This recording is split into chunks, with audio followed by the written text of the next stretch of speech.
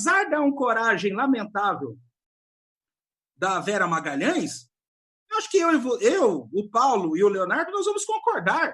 A receptividade dos entrevistadores em relação ao que o Haddad dizia foi plena. Mesmo que não concordasse com o que ele dizia, foi uma receptividade plena. E por quê? Por causa da postura. Diferente também de como foi a última entrevista do Roda Viva com o Ciro Gomes, né? Que praticamente rolou treta lá.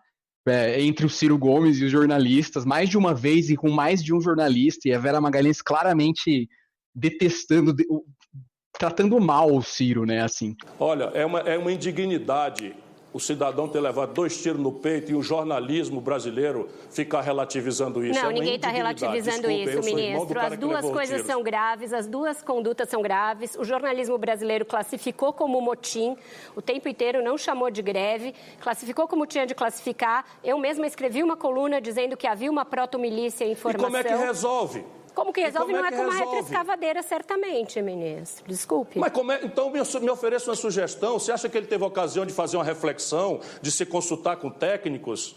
Ele não teve essa ocasião, não. Ele levou um soco no rosto, negociando, conversando. O Brasil está doente, Vera. Eu acho Quando o presidente da República fala o que fala de jornalistas e a gente fica com essas pseudo-elegâncias, vocês vão ver, vocês vão ser os primeiros a serem vítimas do que vem por aí. Mas nós não podemos pegar uma retroescavadeira, ministro. Sinto muito. Por favor, Sérgio Lamont. Podemos sim. Podemos sim. Depende da reação. Então que fique a lição. O problema não é... Gente, a questão não é corrupção. Porque essa questão de corrupção é um papo hipócrita, sabe? Porque malharam o Getúlio Vargas está na história. Falaram que Juscelino Kubitschek era corrupto, Juscelino Kubitschek está na história. Então, meus amigos, o problema atualmente é de postura. Fiquem mais humildes e pé no chão, que tudo vai mudar. Vamos falar de notícia boa no nosso episódio 40, porque o cerco está se fechando contra as fake news essa semana no Brasil. Depois que várias páginas e contas ligadas ao bolsonarismo foram derrubadas pelo Facebook, né, como a gente comentou no último episódio, o Ministério Público de São Paulo prendeu pessoas ligadas ao Movimento Brasil Livre, o MBL, né? E essa indústria das fake news, né, que forneceu a base para a ascensão da extrema-direita no Brasil, parece que está com os dias contados com base nesses acontecimentos, e eu vou explicar para vocês por quê. Na manhã dessa última sexta-feira, a Polícia Civil prendeu 2 empresários ligados ao MBL, né? Eles são acusados pelo Ministério Público de participar de um esquema de lavagem de dinheiro e ocultação de patrimônio. O MBL nega que eles têm uma ligação com o grupo e ele está tentando, de toda maneira, descolar a imagem do grupo, né, dessa investigação que está acontecendo. Mas o fato que a gente tem aqui é que a polícia também cumpriu um mandado de busca na sede do movimento e investiga empresas ligadas a ele. E assim, eu quero só ver se o MBL vai alegar dessa vez que a sede deles, né, oficialmente constituída, não é do MBL. Os procuradores que estão investigando isso afirmam que a família do Renan dos Santos, né, que é um dos líderes do MBL, comprou e abriu 20 empresas que hoje se encontram inoperantes, né? E assim, tá sendo indiciado que há crime de lavagem de dinheiro. E segundo a nota do Ministério Público de São Paulo, as evidências que foram obtidas indicam que os envolvidos nesse grupo construíram uma efetiva blindagem patrimonial composta por um número significativo de pessoas jurídicas, né, que seriam essas empresas do Renan. E aí o João Filho, o jornalista do Intercept, teve acesso ao procedimento de investigação criminal que está disponível na íntegra no site deles para quem quiser dar uma olhada, ler essa história absurda. O Ministério Público está estranhando o fato do MBL ter se negado publicamente a prestar conta sobre os valores que ele vem angariando ao longo da sua existência. E que vem financiando a manutenção desse movimento, né? Do que ele faz, os vídeos. E a gente vai falar ainda dos políticos que são ligados a ele aqui. Na investigação de agora, consta que o juiz acatou o pedido do Ministério Público para quebrar o sigilo fiscal e bancário desse Renan dos Santos. Essa estranha relação entre o MBL e a empresa da família dele deve ficar esclarecida e assim a gente vai começar a ver realmente da onde está saindo a grana, da máquina de fake news que está basicamente cisionando agora, né? Tudo isso está acontecendo por movimentação do PGR, né, o Procurador-Geral da República, Augusto Aras, que começou todo esse processo e tá chegando neles, assim, para tentar tirar talvez o foco do gabinete do ódio do Jair Bolsonaro, né? E assim, eu recomendo muito que as pessoas deem uma olhada no site do Intercept, com essa reportagem do John Filho, porque explica exatamente o que está acontecendo. Diversas pessoas dentro do grupo, que são amigas próximas do Kim Kataguiri, né, do Fernando Holliday, do Arthur Mamãe Falei, dessas figuras que se catapultaram, né, no meio político por conta desse movimento, né, de vídeos, por conta da grande publicidade massiva que eles utilizaram ao longo da história deles na internet, né? E assim, a gente conhece o tamanho da influência do bolsonarismo dentro das polícias, né, e do Ministério Público do país. Mas tudo isso não significa, e aí precisa ficar claro, que as suspeitas, né, dentro das nossas instituições não fazem sentido, né? O MBL nunca foi transparente quanto ao financiamento do grupo deles. Ele nunca prestou conta aos filiados do grupo do dinheiro que arrecada, né? Por meio dessas vinculações possíveis com empresários, né? Ninguém faz auditoria, ninguém sabe de onde vem o dinheiro dessas doações. Aquela figura do Luciano Ayan, que é super envolta de mistérios e sempre vinculada a esse grupo, né? Inclusive os deputados hoje próximos ao núcleo do Rodrigo Maia, né? O Kim Kataguiri sempre é do Democratas, do mesmo partido dele, sempre tem uma interface muito, muito próxima. E assim, se utiliza de uma lavagem, né? De uma contada de fatos, da mesma forma que o bolsonarismo, só que o soft, né? E a gente tem que sempre estar atento a esses grupos. Eles brigam para ver quem vai fazer a cabeça do brasileiro médio, né, do afegão médio. E por isso é muito parte dessas reações, né, por parte de órgãos do governo também, ou de pessoas que têm ligação, que são indicadas pelo atual executivo. E aí, a grande questão é o que eles enxergam, né? Por que eles perceberam que o bolsonarismo era algo que talvez não conseguisse se sustentar, e existe uma enorme parcela de uma população que está ali prontinha para ter uma lavagem cerebral de novo por algum, né, por algum outro espectro aí, né? O MBL, o Luciano Huck, quem quer que seja, que não vai ser... Partido Novo, né? Partido Novo, que não... Lógico, eles são anti-esquerda, né? Toda essa questão dessa demonização da esquerda que a gente já abordou aqui e tal, essa lavagem cerebral que foi feita. Então, existe hoje uma enorme briga de quem vai sobreviver, né? Depois que estamos vendo esse grande exposed da extrema-direita brasileira, né? Que envolve essas pessoas, assim. Quem vai convencer mais o afegão médio brasileiro nessa guerra de narrativas da extrema-direita?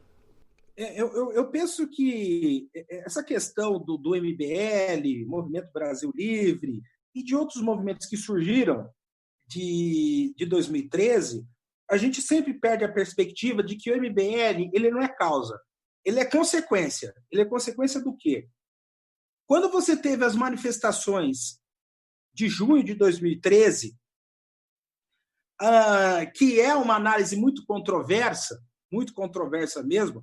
Aliás, vou reforçar aqui, sugiro que vocês tragam aqui no Coronga o cientista político Bruno Lima Rocha, do Rio Grande do Sul, que é um cara simplesmente genial,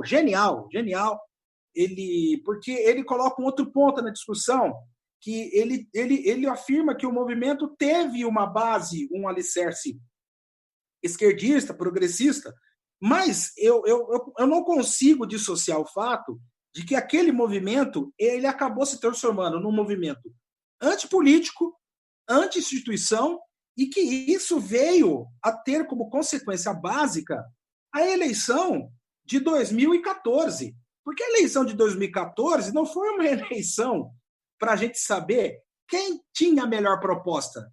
Era para saber quem poderia sobreviver depois de 4 meses de massacre. Porque a Dilma tentaram desconstruir a Dilma. O que o PT fez com a Marina Silva foi algo covarde no primeiro turno. A gente não pode esquecer isso, foi covarde. E o Aécio, nem precisamos dizer o que o Aécio fez. Só que quando acabou a eleição de 2014, o que sobrou? Escombros. Escombros do sistema político, escombros de falta de lideranças. Um sintoma claro isso é você eleger Eduardo Cunha presidente da Câmara. Quer dizer, você alijou totalmente do espectro político novos líderes, novas lideranças, uma renovação de ideias, e foi nesse vácuo que surgiu o MBL. Presta atenção, todos os grandes países passaram por grandes movimentos de rua. A Primavera de Praga, a Primavera lá no Egito, o Occupy Wall Street, mas todos eles, podem reparar, podem pesquisar, não teve o surgimento desses grupos no estilo MBL. Por quê? Porque tem instituições e sistemas políticos fortes. Tanto é que o Trump, para se viabilizar como candidato depois para presidente, ele teve que entrar no sistema. Ele teve que entrar para o Partido Republicano. Ele não pode formar uma agremiação à parte. Agora, qual o caso que é muito similar ao do Brasil? Da Itália. A Itália tem um sistema político esfacelado e começou a surgir até antes das jornadas de 2013 com aquele fenômeno daquele humorista, o Pepe Grillo, que acabou detonando um sentimento antipolítica no país, que culminou com a eleição do Berlusconi para primeiro-ministro. A Itália passou por um período de deserto de lideranças de centro-esquerda, de esquerda. Depois, agora, elegeu recentemente o primeiro-ministro, ele é de centro-esquerda. E antes ele passou pelo Salvini também, né? Que extrema-direita total. Obrigado, Leonardo. Estava esquecendo o nome do Salvini, estava esquecendo o nome dele. Então, mas você repara, Leonardo e Paulo, a gente está citando países que têm sistemas políticos frágeis. Por isso que a gente fica discutindo, e a gente não vai no ponto central. Tem que fazer reforma política, gente. O PT foi eleito em 2002 com 92 deputados. O PT virou a maior bancada em 2018 com 56. Tem alguma coisa errada. Outra coisa, é preciso restabelecer a proporção. Um homem, um voto na Câmara dos Deputados. São Paulo é subrepresentado. 70 deputados para 46 milhões de habitantes é ridículo. Tem mais deputado estadual que federal. Tem algo errado. Porque se a proporção é um homem, um voto, então por que a Assembleia Legislativa tem 90, 94 deputados e para a bancada federal tem 70? Elisa, então qual a solução? Partidos de direita que me desculpem, partidos de esquerda que me desculpem, cláusula de barreira. Se não tiver 10% dos votos em pelo menos 10 estados do país, tá fora. Pô, você está pedindo para concentrar? Sim. Porque se você concentrar, você evita um Bolsonaro da vida. Porque as instituições elas serão melhor fiscalizadas, elas serão melhor acompanhadas, a corrupção vai diminuir. O pessoal não quer diminuir a corrupção? Para diminuir a corrupção tem que diminuir o número de partidos. Porque o excesso de número de partidos transforma o Congresso Nacional num balcão de negócios. Fica todo mundo pregando moralidade. É um puta de um papo hipócrita, gente. É um puta de um papo hipócrita, sabe? Não, porque não pode se envolver em corrupção. Então me diz o seguinte, de onde o cara vai tirar 257 votos com 25 partidos dentro do Congresso Nacional? Me diz aí qual é a conta. Me diz aí qual é o segredo. Quem fica fazendo esse tipo de proposta, inclusive muito colunista de imprensa, não sabe piciroca nenhuma de política. Só fica com pose. E, como a gente não poderia deixar de falar, coronavírus de novo, essa pauta que a gente vai retomar por tempo indeterminado, ainda mais num país negacionista como o nosso, né? Porque aconteceu uma reunião importante, como nos reportou o Jamil Chad da UOL, na OMS, que a gente está numa situação que o mundo está com mais de 12 milhões de casos, né, registrados, imagino que não está registrado, e o número está mais que dobrando em 6 semanas, né? Está a jato o crescimento do coronavírus. E a OMS admitiu que a erradicação da Covid-19 é hoje improvável. E ela registrou um novo recorde ainda na semana passada. 224 mil novos casos em 24 horas. Os Estados Unidos ainda estão liderando e o Brasil está em segundo lugar. E aí eu só queria trazer que na coletiva de imprensa na sexta, eles alertaram, a OMS alertou que os governos que estão optando por reabrir as suas economias, mesmo diante desse cenário, né, da transmissão estratosférica, estão correndo o risco de jogar os países em situações de difícil superação. E a aceleração de casos vai fazer com que a gente volte à estaca zero.